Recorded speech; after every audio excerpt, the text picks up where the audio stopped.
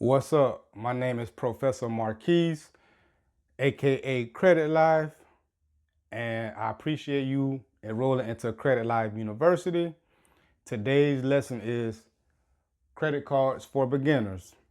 Okay, as you can see, I already got my notes on the board because y'all know my motto. I don't like wasting no time. I like getting straight to it. That's why I don't believe in foreplay. So let's get to it.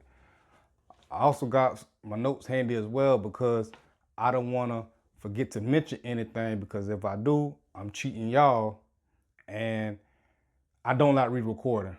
So I'm having my notes handy, killing two birds with one stone. All right, so let's get to it. The first credit card you should apply for is whoever you bank with, because they already have internal data on you.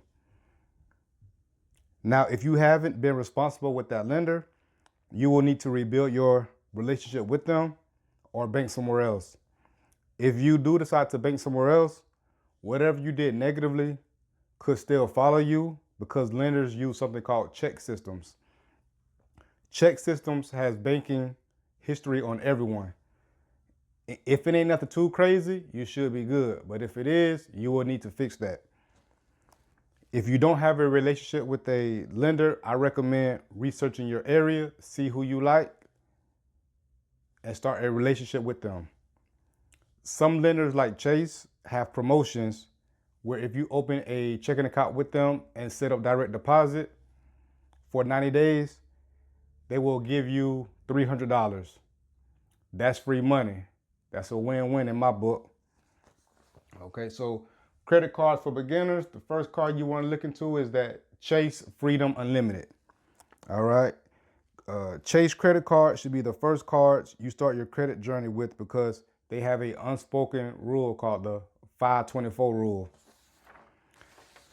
524 means if you have opened more than 5 revolving accounts in the past 24 months, Chase will deny you for their credit card products.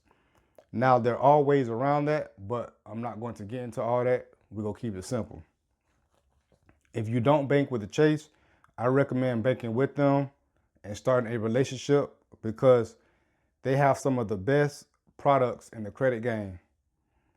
After banking with them for about 3 to 6 months, it could take longer depending on how you play your hand. They will start to send you credit card offers. All right. Next card is the Discover It secured credit card.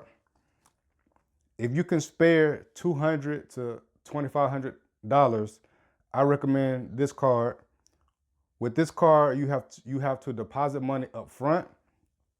Whatever you deposit will be your credit limit. This card will help you build a relationship with the Discover. They will monitor how you treat your own money, which will help them determine how much of their own money to lend to you once that card becomes unsecured.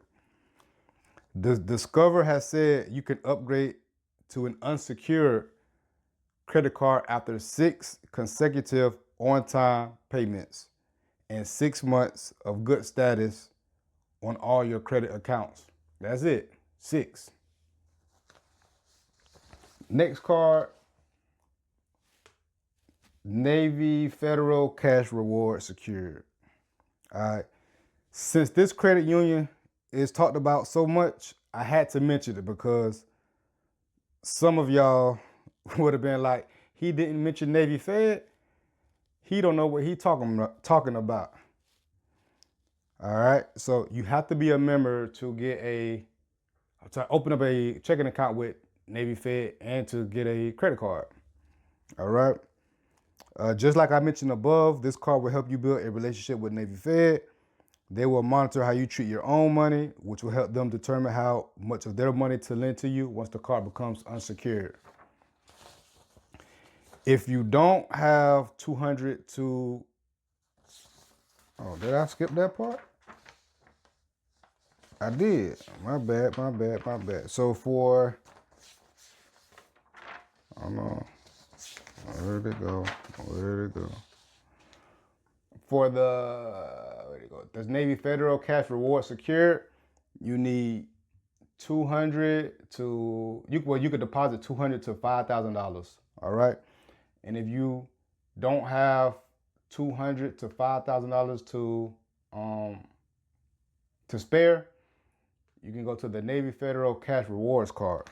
All right, so if you have been banking with Navy Federal for over 90 days, have a good credit score, and have been showing activity, Navy Fed will start to send you credit card offers. Now, if you don't have a credit score because you're just getting started with credit, no worries. Navy Fed have their own internal scoring system they use for credit card approvals. Okay.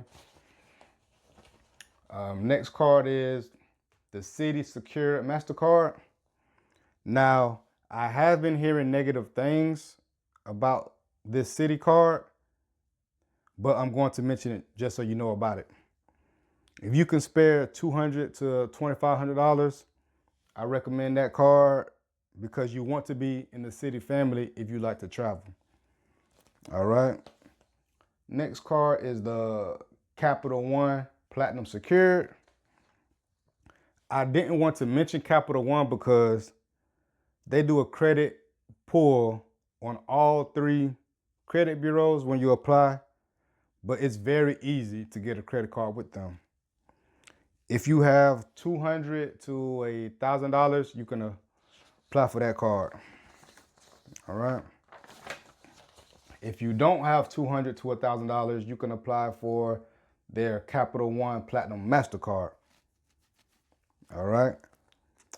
If you are unable to spare any money and don't want to go the secure credit card route, pick a lender you want to bank with, make deposits with them for about 3 to 6 months or longer, and they will start to send you credit card offers. If you got enough cash flow, bank with 2 lenders and do the same exact thing.